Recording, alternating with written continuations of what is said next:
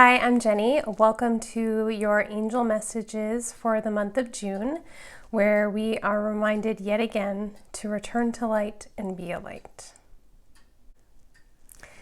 If you haven't watched one of these videos before, how I do this is I open the Akashic Records for the collective. I receive the message, I transcribe it, and then I read it to you, and then I go over my interpretation of the message, and we end with a card reading for the month. So I suggest for the reading of the message, putting in some earbuds and closing your eyes so you can kind of get your own visual and interpretation. June is light. The theme for the month of June is light. We have talked about a legacy of light. We have talked about you being a light. You are familiar with the term light worker. But this month, what does it mean to return to light? As the sun expands in the sky and is brighter and brighter, what does it mean for you to open up to that? What does it mean to open up and be a light? What does it mean to return to light? And I think these are all really good reflection questions that if you're into journaling, I feel would be really good journal topics. It doesn't mean that light is better than dark. In fact, light and dark are needed together as balance, but you are leaving the darker times of the year. The times of introspection and reflection. You are opening up to light, to being out there, to sharing and speaking and adventuring, having fun. How do you stay mindful while you do these things? It is easy to stay spiritual alone and closed off. But how do you remain spiritual in the world? How do you remain spiritual when someone is angry with you or something goes wrong? By remembering you are a light and everything is temporary. You only have this moment, this present moment. That is the only thing you can change. It is the only thing you can make different. It is the only time you can make a decision. We are not going to say you have control over the present moment, but it is the closest to when you have control. Only this present moment. So trying to control the future or rewrite the past is pointless. Instead, see every moment as what it is. An opportunity for joy, for fun, to be a light, to spread love, to be kind. When things go, quote, wrong, that is the ego's perception. Nothing ever goes wrong. Nothing ever goes wrong. Digest that.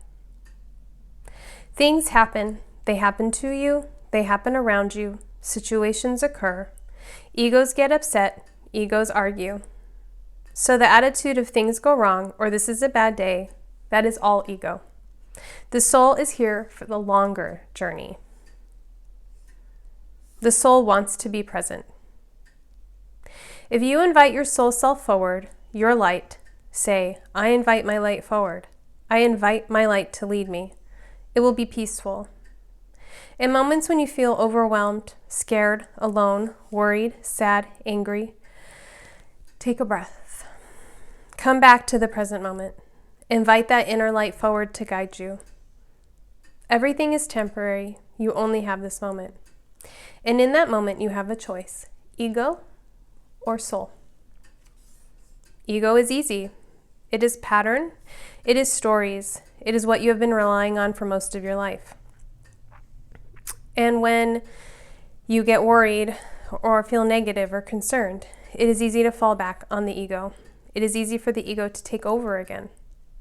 Just be aware of that and remind yourself that you are a light. So what does it mean to return to light? You have done a lot of work. You have done a lot of reflection and digging, shadow work and soul searching. Work through that. Use that to be a light, to be present, to hold the light when others cannot because their egos have taken over. Recognize the ego in yourself and others. Recognize it at play. Separate yourself from it. Hold a light to it. See it for what it is. This is the month to return to light.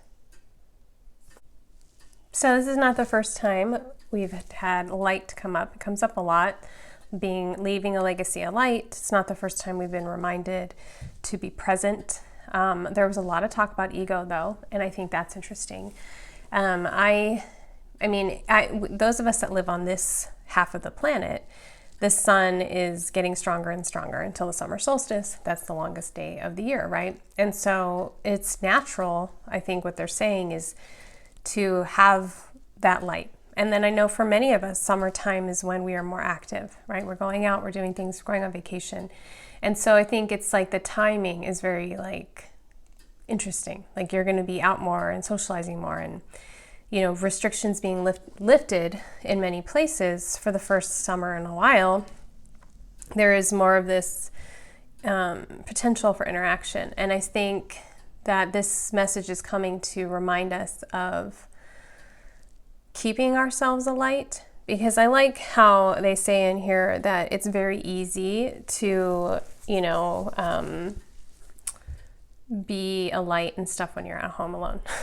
Like my ongoing thing is like, it'd be so easy to be a very spiritual person alone on top of a mountain, like those stories of the ancient gurus in India, or, the Buddha who left his wife and family and went off on his journey and then kind of stayed isolated, surrounded by his monks. It's kind of like, I don't want to say it's easy. I don't want to talk bad about the Buddha, but I do think in some ways to go and live the life of a monk is easier to stay spiritual. And it has its challenges too. But, to be a spiritual being with a family and a job and live in current modern society has its challenges also. And I think, a lot of those challenges are caused by the ego. And there's a lot of talk about the ego. And so if you've never read A Course in Miracles, I highly recommend it. That book is really all about recognizing your own ego and the ego of others and then healing from that. And something I say every morning as part of my prayers is I call on the Holy Spirit, who is the main guiding force in the Course in Miracles. And I say, thank you, Holy Spirit, for healing me of the wounds of my ego and other egos. Thank you for helping me to see my ego and the egos of others. Because it's really important, I think, to have that separation of, this is my ego that's wounded right now. And because I'm acting out of this wounded ego spot, I'm probably not making light or spiritual decisions, right? Making gut reactions or falling into old patterns or reliving out old trauma or old stories. And that's what happens when we come from a place of ego. And I think part of what a spiritual awakening is recognition and some dissolution of the ego. I personally don't think you can completely be rid of your ego in this life. Eckhart Tolle swears you can. I just don't think so. From what I've understand in my reading and my channeling is that the ego dissolves upon death, and then you're just a soul again. So ego comes with the birth on this incarnation. It's part of your personality. It's not something you can completely dissolve. You can become very aware of it. You can make it smaller. You can put your soul self forward, your light self forward, diminish it as much as you can. And you don't want to take it from a place of like attack, like I hate my ego. And it's not like that. The ego is the overly protective parent. It served a purpose in evolution.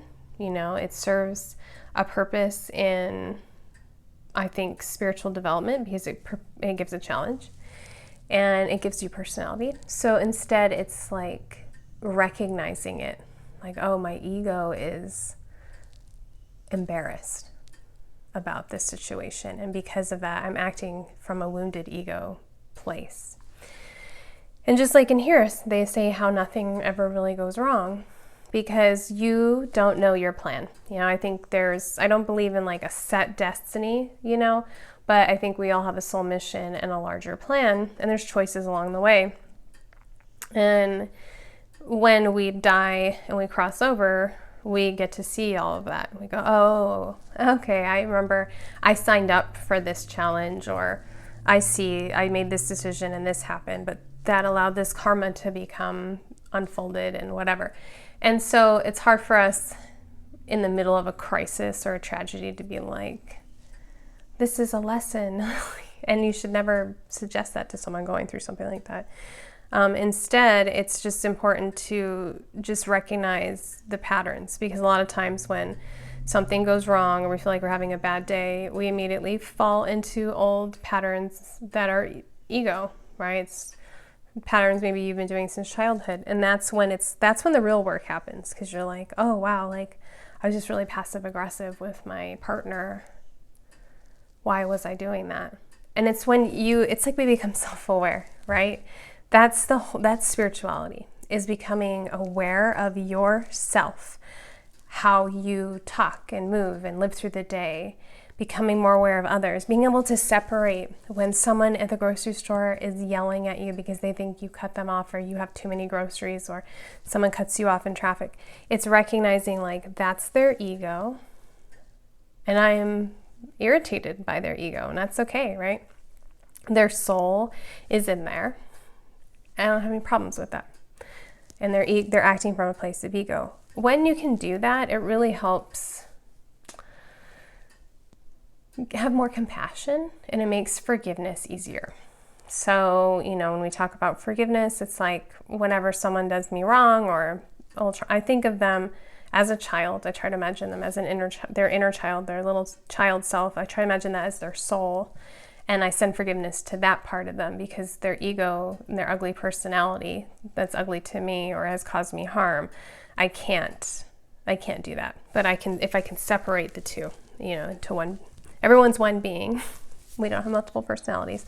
I'm just saying, recognizing the ego is huge for me, and I think it'll be huge for you. I mentioned that I think they give us a lot of journal questions in here. I'll put them in the YouTube description. But it's all about, what does it mean to return to light? What does it mean to open up to being a light? What does it mean? There's like a little repetition here and there. What does it mean to return to light is asked a few times. So I think it's important to ask yourself, what does it mean to return to light? Like, what does that mean to me? Because the last month was all about tilling the soil. And I think that was about digging deep and bringing things up to the light. Now we're sitting in the light. We're going into the light fully. What does that mean? How does that feel for you? It's vulnerable to be out in the light, I think, for some of us. I think that this pandemic has done a lot of good in a way that it's forced people inward to do a lot of self-reflection. I think there's more people awakening spiritually because of that. But then with that being said, being so inward and being so isolated, more and more people are having a hard time like getting back out there and then holding on to the lessons or the changes that they've made, because it's, like I said, it's easy to be like home alone and be like, yeah, like I can recognize the ego in others, and then, a toddler having a meltdown. There's different level of peace there. And so that's just something to keep in mind, that every day is a learning, every day is different, everybody's journey is different, right? And it's okay. They encourage us to go out and have fun and seek adventure, which I really like. And they tell us to invite my light forward, invite my light to lead. I love that. That's something I say often. I will say I invite my soul self forward to lead me today and help me make my decisions. I think that's a powerful tool as well. So either inviting your light forward, if you like that terminology, or inviting your soul self or your highest self forward to just help guide you throughout the day. That's you making the conscious choice to like put the soul self above the ego and trying to make decisions from here instead of here. I think that's kind of what a lot of this message is about. And I like to talk about everything is temporary. You only have this moment. Reminding us again about the present moment. Not really, we have no real control. And that's important too. I think so many of us live our life in one or the other, right? There's the people that tend to be anxious and they live their life in the future. And then there's those who tend to be depressed. They live their life in the past. And some of us do both, right? Depending on. And when we can really breathe and be in the present moment, a lot of that dissolves and it feels really good. And seeking new things and doing adventures, like that forces you into the present moment, which is like really beneficial. That's why so many people love to travel, and hopefully that opens up for a lot of people again, because all the newness forces them to be present, and it's very healing for a lot of people. Yeah, I really like that. It's like you only have this moment, of course, and reminding us to hold the light for other people. That gets difficult. You know, there's a lot of political issues and a lot of ugliness coming to the surface, coming to the light, which is good. And in those moments, it's really easy to get weighed down. And you should let yourself feel and go through and process, and then come back to the light and come back to holding the light. So lots of good intentions and ideas in here. Stick around, and I'm going to do a reading from Work Your Light. Just felt like the right card choice for this message. Okay, I have Work Your Light. I always pre-shuffle and say my prayer, so I want you to know that I'm not just like, I do a few shuffles here so you know that I'm shuffling, but I do a lot of pre-stuff off camera. So our first card is Keepers of the Earth. Sorry, couldn't find the camera a moment. You are not alone. Ancient ancestors stand beside you. This is beautiful, and a beautiful reminder that as you heal your ancestors, you heal your lineage. You have spirit guides, spirit animal guides. You are never alone on this planet. Boundaries. This is very interesting because the message talked about ego. And some ego personalities really don't respect boundaries. And so maybe that's something you need to ask yourself, looking at the egos in your life. Where do you need to create stronger boundaries for yourself so that you can be more of a light and hold the light? You know, who's draining you? Who's making it harder for you? Ooh, the crumbling. What are you clinging to? Change is happening. It's constant. Everything's always changing, but right now, very tumultuous time to be alive. You know, we're bringing in a new earth, and we're here to raise the planet and change everything. This crumbling is happening, and what are you holding on to? What's the ego holding on to? It's not you, it's not your soul. What is the ego clinging on to that's no longer serving you? Anna, grandmother of Jesus, beautiful. Seeding the light, laying foundations, divine plan. Okay, you're being watched over. There is a plan. Jesus wasn't random. None of that was random. All of that was planned. The grandmother trained Mary. Mary was ready to bring in Jesus. Like, it wasn't a surprise to Mary. Mary knew all of that ahead of time, and she consciously was ready to bring Jesus into the world. So there is always a plan. Okay, I'm gonna do two more. Sisterhood of the Rose, beauty, devotion, priestess, mystic, teacher. This makes me really think about seeking beauty, you know, which was a lesson a while back. But if we're really going to be present, seeing the beauty in the moment, that's really the soul that does that. You know, it's very easy for the ego to see all the problems. Like, you know, you're going to a beautiful day at the beach and it's like, oh, it's overcast. Ugh, the ego has all this hatred for, like, it's not the perfect day and it's not what I wanted and all this like kind of nonsense. Whereas the soul self sees the beauty and like, oh, it's overcast, it'll be less crowded, it's got its own beauty, you know, definitely more of a soul. Birthing a new age. What isn't that? I love when that happens. I was just talking about that with the crumbling, right? We are birthing a new age. We are dreaming a new world together. You are dreaming your own life. We are doing it. And I thank you so much for doing the work, for listening to the messages, for following the advice, for being with me.